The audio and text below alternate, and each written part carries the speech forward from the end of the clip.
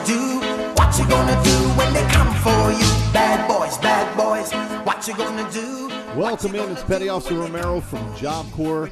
I've often said to you guys, if you hear me talking about something redundantly, then it's probably a very important subject that we need to re-emphasize. Now, today's subject was going to be personal safety, and as I started looking through the textbook and preparing my curriculum for the class, it was talking about, making sure the workspace is clear of objects that you might stumble over, and I was like, that's not really what I'm talking about today. Today, I am talking about things that are more in line with protecting yourself when you're out in the field.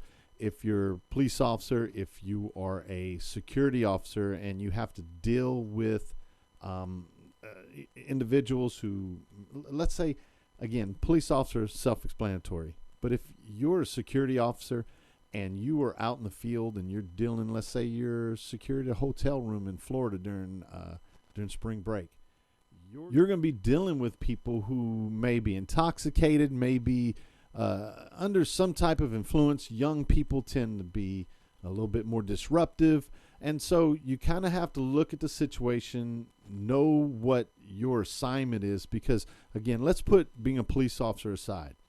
As security, there are going to be a lot of opportunity for you that you're there to observe. You're not there to really get involved in conflict.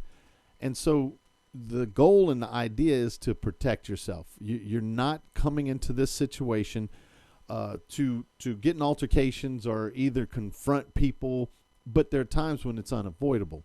So once you get into that kind of situation, you're definitely going to want to look at how you can protect yourself. All right. So let's look at it, avoiding potential situations.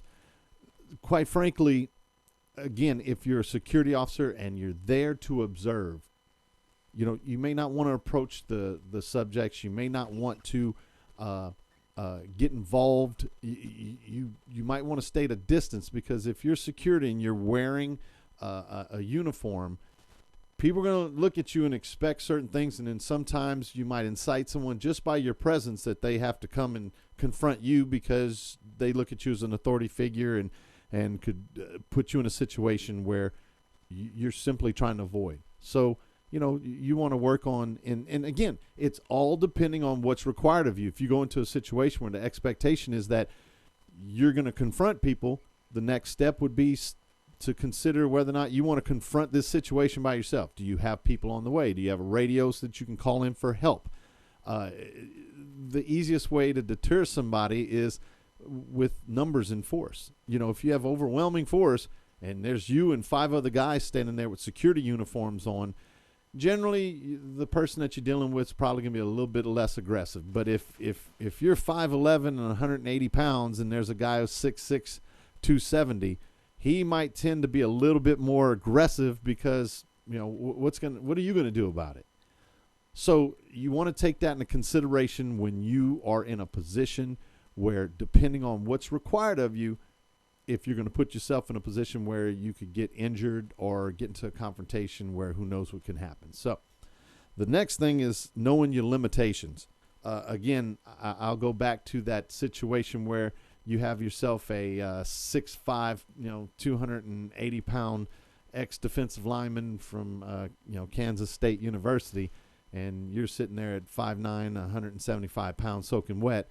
Are you in a position where you're going to want to get involved with someone that you obviously have no ability to control physically? So you observe the situation, and is there a way that you can get involved with it, and maybe the guy's not so belligerent that you couldn't go up to him and say, hey, man, listen, I know you're upset, but why don't you come take a walk with me? We can calm down. If you don't feel like there's a situation where you can get that accomplished, then the best bet is to probably avoid confrontation. Observe, call for help, do what it is that you need to do, but you just obviously don't want to get in a situation where you're going to get into a conflict where you could get hurt. All right. So then the next thing is focus on prevention. Now, again, that's an easy thing to say when the situation is already escalated. How are you going to prevent a situation? But by the bigger picture, to me, prevention would have more to do with prior to the situation happening. What did you do to create a situation where it's less likely that 280-pound guy would be in your whatever field of care you have? If you're in charge of a hotel, if you're in charge of a restaurant or bar, how do you avoid getting this guy in there in a situation where, maybe if he walks up to the door, you want to preemptively, meaning long before that night, you want to have a rule that says if you've already appeared to be intoxicated, you're not allowed on the premises. Or hotel, spring break, I use that as an illustration because those are tough situations. You know what? After 9 o'clock, no one's allowed to be in our indoor pool room, swimming pool area. All of these things are set up to avoid having compromising positions. So are you in a position where you have help? And can you call that help? So again, preparation will save you a lot of situations that you don't want to be part of. Do you have a radio? If you walk into a job and they say, yeah, we want you to do this, and you're like, do I have a radio? Is there someone else that I can call? Do you really want to take on a position where there's all kinds of potential hostile situations you'll have to deal with, and they say, no, you're the only one? Okay, so what is my role? Is my role to go and stop things from happening, or they just observe and report? So once you find these things out, is there a radio? If there is a radio, when I pick up the radio, who am I going to be calling? Are you calling some elderly person who works the desk on the weekends who maybe calls 911? You want to know that so that you can, again, avoid a situation. What's the response time? So if you do have 4 other people who are working with you, security officers working with you, how quickly can they get onto the scene before things escalate that you can't handle anymore? So all of these things are things that you have to consider, but the message that I'm sending to you, whether you're a police officer or you're security, is that there are very few jobs, unless you are a highly paid bodyguard, in my opinion, that you want to go and put yourself in a position where you could get injured. So you want to go home to your family every night. You want to go home without incident. You don't want to get injured.